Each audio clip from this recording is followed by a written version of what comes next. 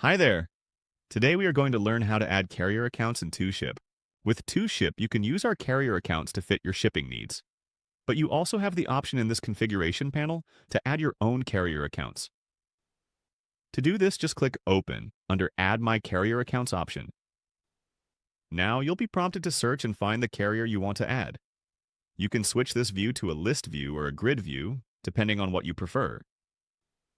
You can search using our filter at the top, or scroll down the list to see the more common carriers like FedEx, DHL, or UPS.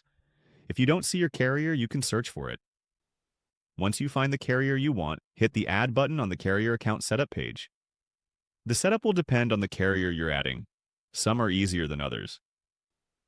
For example, with FedEx, setup is simple.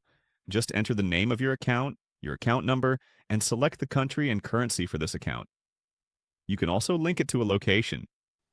Usually, you'll pick your default location, the place you ship from. Then, enter the billing address for the account. When you're done, click Authorize. You'll go through an authorization process, and that will finish your FedEx setup.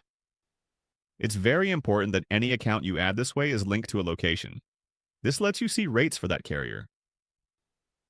Each carrier account setup depends on what the carrier needs.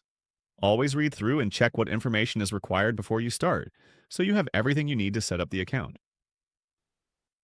If you have questions, you can contact 2Ship support using our Live Help online button or email us at support@2ship.com.